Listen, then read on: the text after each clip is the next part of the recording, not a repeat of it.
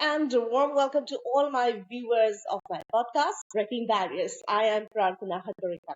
Well, this is season 5 and the very second episode of 2026, season 5 of my podcast. Well, this is a podcast where I discuss sports, giving a lot of emphasis, a lot of importance to women athletes who are breaking barriers and, of course, making a name for themselves in the sporting industry. Well, today I have a very special guest where we have a time difference of about 4.5 hours or 4.5 or 5 hours. And she is joining me all the way from Hungary, Budapest. Very, very privileged to have her. Very honored to have Andrea Sinko. She is an ex-Olympian. She made a name for herself and made the country proud being a rhythmic gymnast. She have won multiple, championships titles. She's been a she's had a great career, and now she is heading a very, very important, a committee in the Hungarian Olympic Association or Federation, rather, I would say. She talks a lot about gender equality now and is the president of Fair Play and Gender Equality Committee in Budapest. Welcome, Andrea, and thank you so much. I know we have a huge, time difference of almost 5 hours, and it's so good, Yes, so good. And this is welcome technology, everybody. and this is technology that is connecting us, from across different parts of the world.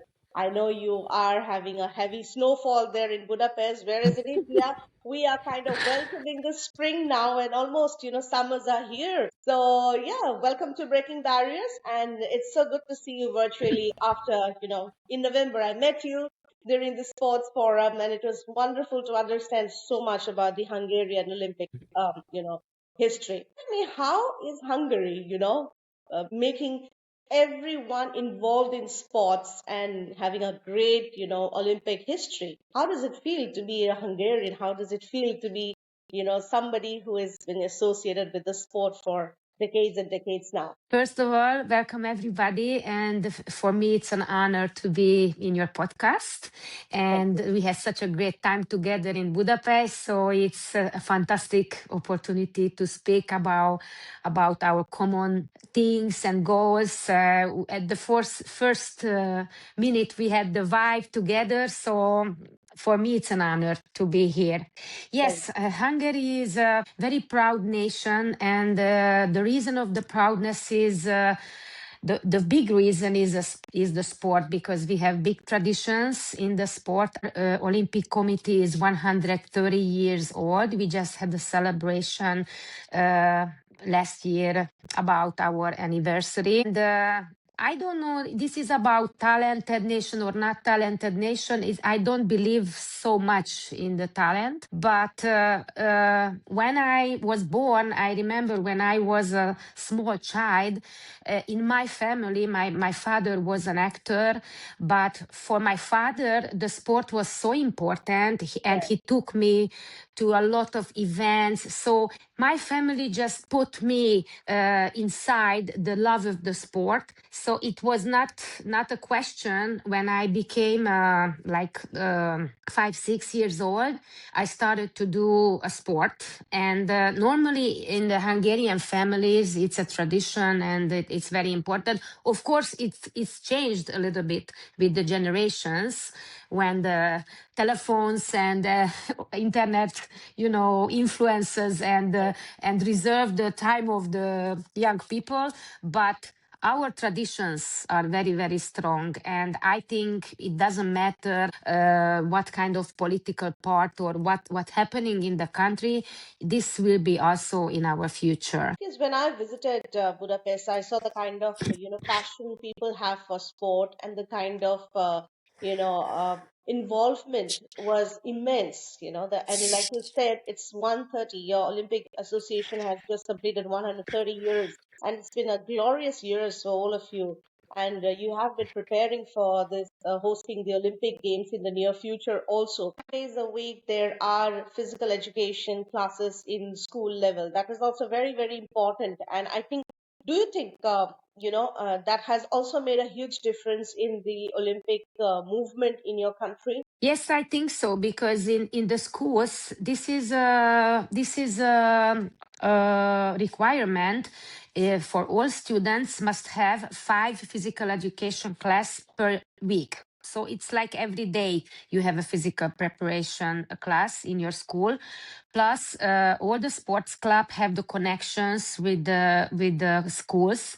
For the Olympic Committee, have a common program with the schools, so it's circulating between the family, the school, and the clubs. So it's much easier to reach for the kids any kind of sport. Plus, each year we have a big organization, big event where all the sports can show for the students what is this about, and the little children and the students they can see some demonstration, they can try all kind of sports, and they can choose, they can try it, they can meet Olympians, they can meet Olympic champions physically. And I think it's very important not to only to see on TV. Well, you made a very valid point. I think it is very important for kids to have interaction with Olympians. And when for me as a journalist also, when I meet an Olympian, like when I met you, when I met Zuza, I did not take Zuza as a journalist. I took her as, an Olympian, a gymnast who made her country proud. And like Andrea, you are doing great job and you have been a role model. You are still a role model for a lot of young people. So it is very important for anybody who is not into sport to meet and personally have conversations with Olympians, because I believe that really boosts your morale. When you see a hero in front of you and have conversations, that really makes a huge difference. Coming back to your career, you have done so much for the country. You've bought laurels. You've been to the Olympics, 88 Seoul Olympics, isn't it? Where you were placed sixth in the overall, finishing sixth. So those were the highlights of your career, and you have been passing it off to the young generation in your country. How are the younger people in your country taking up gymnastics, and they want to pursue and take this forward? How are you trying hard? How is the Olympic Association trying it hard to make them understand the importance of Olympic sports? First of all, when I became an athlete, I remember I was like 13, 14 years old. I decided I want to be a coach, and I want to stay in my adult life and my adult years inside the sport and inside the not Olympic movement, because I was too young. I didn't know I gonna be Olympian. I started my sport, which was the rhythmic gymnastics, pretty late, because I was like 11, 12 when I meet first time with my coach, my professional coach. So normally children start this sport age of 4 or 5. So I wasn't the most talented. I had some things I really needed to improve. And because I wanted this so hard, I wanted to reach the other kids' level. I did it like not 100%. I did like 300%. Right. And this 300%, when I reached the others, after continued, because I felt I need to improve. They never thought I gonna be Olympian or I gonna be sixth place in Olympics, and me either. Mm-hmm. So, but that was my biggest not just result, biggest. If I have to say the three best things in my life, of course, the first two is about my children, but the third one is this one, because I became Olympian, and that was my dream. And maybe I don't know, or not, but I think we used to speak about this. Hungary was boycotting the 84 Olympic Games Right. in Los Angeles. Yeah. And this was the year when my sport became Olympian sport. I was 17 years old. I was in the team. Mm-hmm. I didn't realize what happening around me. What is boycott? I didn't understand. I just trained. I didn't understand what's happening. So I was lucky, and I was really tough in my mind to continue 4 more years and grab the chance to be Olympian. And also today, uh, uh, I have to say, a lot of people are asking me why you do so many things for Olympic Committee. Why you are so busy? You are a mother, you are coach, you are sport diplomat, whatever. Olympic movement is one of the most important thing in my life, and I want to continue this as long as they trust me, and as long as I can. And every children I meet, I speak about this personally. If they bring a little girl to my gym to start this sport, I start to speak about Olympic goals. What is Olympic? We have some tests, some quizzes about Olympics, because the physical connection is very important. What you said, they can meet Olympic champions, they can meet Olympians. Last Christmas, I invited our Olympic Pommel Olympic champion Christian Berkey, and he brought his gold medal into the gym, and they touched they touched the gold medal, and they just get influenced with Mhm. that. So this is the way how I how I try to do it. You are exactly involved in a lot of works now. Like you mentioned, you have been a coach, you are in the technical committee, you are, a sports diplomat, you're looking after the Fair Play and the Gender Equality Commission, you're heading it. So let's just talk about equality. Gender equality is a big word in sports industry now. We talk a lot about this off late, but do you think gender equality is can be seen in Olympic sports now? What are the differences you have seen since the time you started your sport professionally and now? Yes. My situation is a little bit special because I'm coming from a sport. Rhythmic gymnastics it was, now it's not only for women, but in Olympic level it's only for women. So when I grew up, I was in an environment with full of women, and we only had men in the, of course, the headquarters of the Hungarian Gymnastic Federation. And I think the old times, like 80s, 90s, was a little bit worse, because of course it's about your culture, because it depends of the culture of your country. Mm-hmm. It depends of religion, it depends a lot of traditional things, how you handle the situation with the woman. Somebody asked me why you want to push so much women without any background. I don't push nobody without any background, without any knowledge.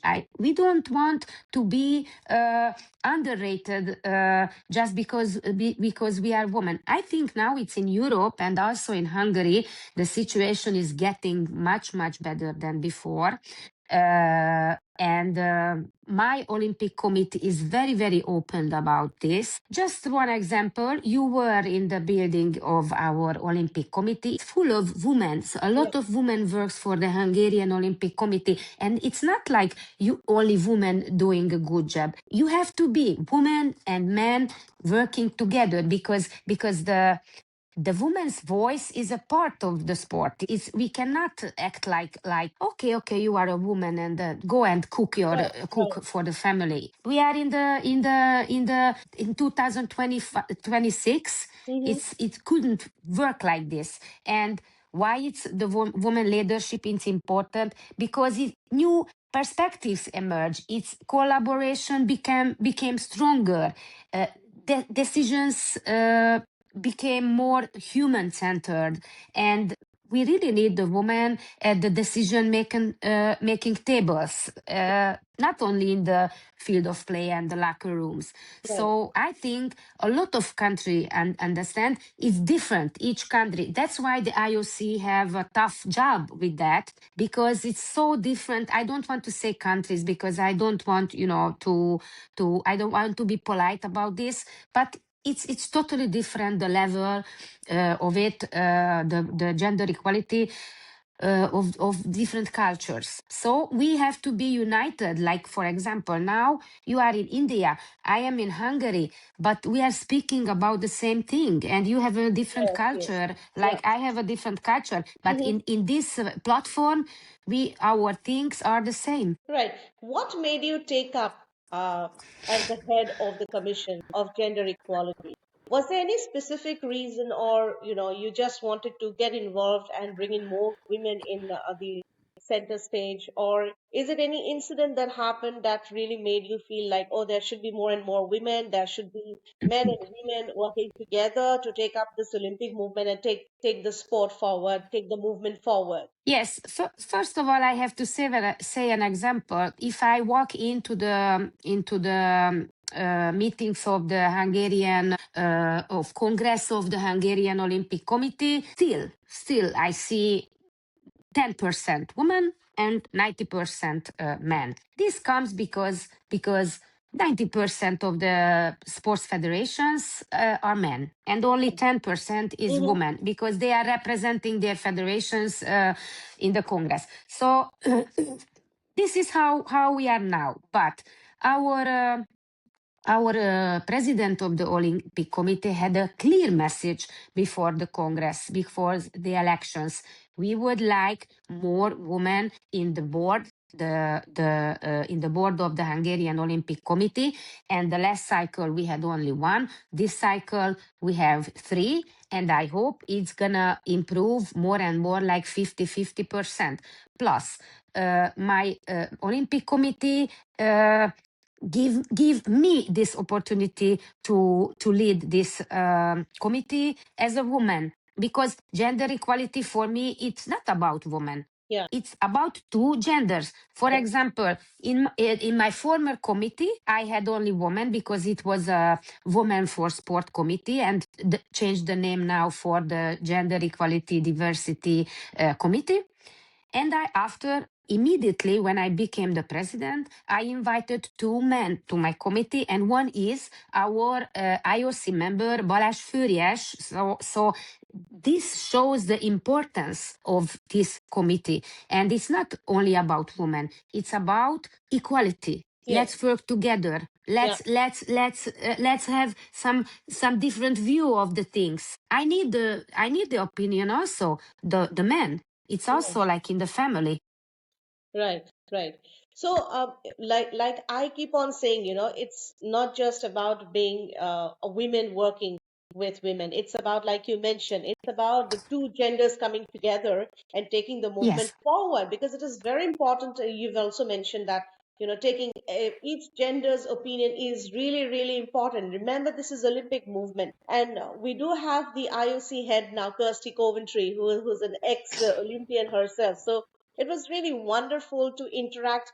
I had the opportunity to interact with her, I think 4 to 5 days ahead of her election through AIPS. And it was wonderful to have Kirsty speaking a lot about, gender equality, and how, as a woman, as an ex-Olympian, she wants to bring in a change. That was really important. And I was, privileged enough to ask her a few questions on gender equality, how female athletes' privacy and, not just objectifying them as a female and just taking them as, an athlete and giving them the honor. So these are the kind of issues that was really discussed, and it was wonderful to have Kirsty Coventry. So are you really hopeful that in the days to come, the world would see more and more participation, equal participation? I won't say more, more is not a proper word. I would say equal participation of men and women, and, taking the movement forward. Can you repeat one more time because I didn't hear the Okay. last So sentence? in the days to come, you, I know, have been working very hard as an Olympian, as an athlete, as a coach. You have seen the entire, the sporting scenario from 80s till 2026. So can we expect, the equal participation of men and women, not just in the field of play, but also in the decision making desk? in the decision-making center. Yes, in the field of play, we are very successful because, as I heard in a meeting in Los Angeles, there will be more women representing like athlete than men, which is, I think, wonderful. And you just mentioned Kirsty. She was the president of the Athletes Commission before last cycle, and I was also the president of the Athletes Commission in the Hungarian Olympic Committee before, and she's a wonderful person. And for me, the meaning she had the opportunity to be the president. It gives for other women in sport leadership to be brave, to trust you can do it. It's not only for men. It doesn't matter you are man or woman. You can lead a fantastic organization like International Olympic Committee if you are a woman. In the organizations, we have to work more, and I think there is a solution. You need to change the statutes. You need to give to put the statutes. You need to give quota for the women. A lot of country have this solution. A lot of country, but not every country. We are also working on that in Hungary in the future. But that's also a way to push a little bit this way. And what I said, I'm not working like for women, but of course I'm working also for women. And we have a beautiful organization, a beautiful event. The end of the last year was a women sports leader breakfast. It was an idea, and 60 female sport leaders sat down together from different federations, different part of the Hungarian sport community. We didn't compete. We didn't want to prove anything. We just wanted to share. We just wanted to learn from the other, support each other. We had some roundtables. We just realized, oh my God, she has the same problem like me. But I didn't want to tell nobody because I felt a little bit shame because maybe I'm weak, I look weak, or I'm not strong enough. So it was a wonderful event, and we're gonna continue it this year. We want to improve it, grow it a little bit more like workshop. We want to invite men leaders, our former Olympic committee president Paul Smith to speak because, and we want to do it together with the men. But this idea is the women sports leaders breakfast. We had a coffee, we eat together. It was such a nice thing. It was a great idea, and it was like 2 or 3 hours. And at the end, I felt like they are my friends. They are not my rivals. They are my friends, and we want to share the things, and we want to help to each other, which is sometimes between women is not working. Fantastic. That was a fantastic idea. I loved it. Loved it. Uh, did you face any challenges when you started this commission of gender equality? Were there any challenges, or were there a lot of support coming in from the entire ecosystem? Of course, of course. My first challenge was we had to clarify what is our task because we are not. We have the rules what we can work. It's not like somebody have a problem and we are not a court. We are not a court. We are not lawyers. So we have to clarify what we can do if there is an issue. What we can do with an issue. What is what is on our table if we have to transfer it to another organization, or we have to do something with an issue. The hardest thing for me at the moment in our committee to find the best way to handle the safeguarding things, because we are not working only about gender equality. Our other main task is safeguarding. And as you know, this topic is very, very important now. And for some country, it's very, very new. Because when I was a gymnast, the safeguarding didn't exist. I mean, nobody knew what is this about. Right. Mm-hmm. And of course, I don't want to tell stories, but of course, in the 80s in Hungary, in the sport, it was not so, so soft Right. coaching methods, how to say it, like now. But soft is not the good word, because you can be a good coach and you can train your athlete in a right way, even if you don't do any safeguarding mistake. I'm 100% Yeah. sure about that. But we had to find out with our Olympic committee what we can do with the federations about safeguarding, and we find a way we can educate them. This is the only way we can do. We can educate them, we can help them, we can give the hand for them if they want to create their rules. But if they have an issue, it's not our task to handle it. It's a task of the sports federation, and the rules are clear. So we every now and then we get with the participation of more and more female athletes, with the participation of more female administrators, coaches, we get to hear a lot of stories from across different countries. Uh, these stories are not very good stories. So how do you take these, issues forward? How to just stop all these and make and safeguard the female athletes, also safeguard their privacy? It's very important task, and the International Olympic Committee and also the National Olympic Committees have a lot to do with that. A lot to do, because sometimes the athlete, it depends of the environment where you are. Sometimes you have an issue and you're afraid to speak about, because you're afraid of your coach, you're afraid to be shamed, whatever. Need to change the mindset also about this. And also, I think it's very important the attitude of the national sports federations presidents. Very, very, very important, the attitude, how they handle this kind of situation. I'm telling you an example. I was speaking about uh, I when I was in a sports school, I had some schoolmates from swimming. They became Olympic champions, and I heard a lot of stories about what happened in Mm, the swimming pool. And in this time now, I was speaking about this with somebody, and he told me, okay, he was hit by the coach, but he became Olympic champion. And this is the main problem, I think. This is the main problem. If something happens, that's the answer. But he became Olympic champion, and it's not coming together hand by hand.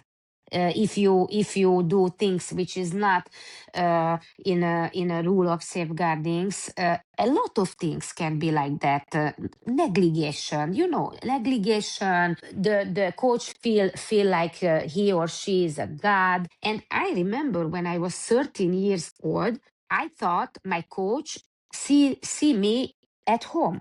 mm-hmm. You can imagine. Yeah. So, and when you became, or another thing, I had to do very, very hard diets, because this was my sport. We had no advisors about how to lose weight in a healthy way, and how to reach the kilogram, which was absolutely extreme in our sport. And now I'm 58 years old. And if I drink water, I still counting. Mm-hmm. One, two. I still counting how much I drink. I think it's not normal. It's not normal. So that's how we have to be very aware. And if a president of a committee, over leader of a president of federation, of any leader, is not a partner and say for you, okay, but there is no other way to be Olympic champion, this is totally wrong. It's Mm-hmm. totally wrong. And change the mind. And this is different. It's different. What I told you before depends of country, your traditions, your Culture.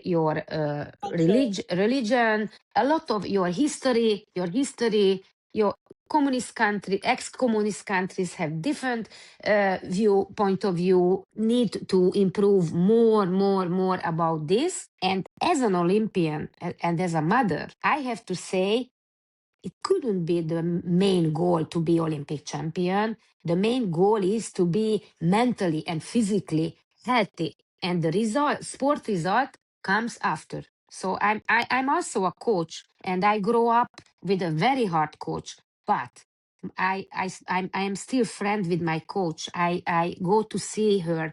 I like her. I love her. I take care of her because she never used that kind of thing, which is the diet. That was another thing for me because the we had not so many information like today, not so many, you just go to Instagram or you just go to the Google and you Yeah, can yeah. find it's not Mm-hmm, healthy not to drink, it's not healthy mm-hmm. not to drink water, it's unhealthy. But I had to step on the scale 5 times a day because that was so important, my weight.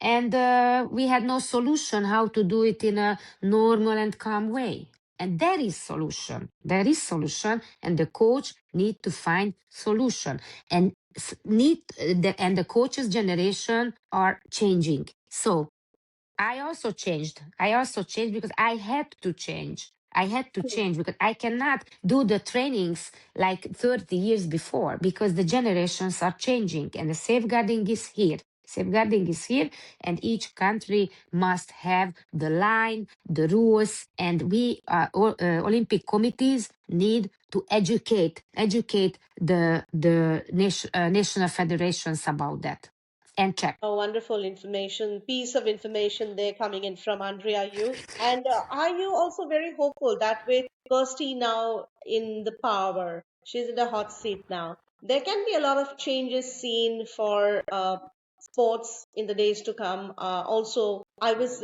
having a quick Instagram, pictures of Kirsty having quick words with all the athletes in the games village, and she's trying to be, personally, she's going and asking every athlete. She's sitting in the games village dinner table, having quick conversation, having a cup of coffee with them. So, is this a message sent out that as an IOC head, I'm going to take care of the female athletes and also safeguard the privacy of these athletes and bring in the sport for a change? Yes.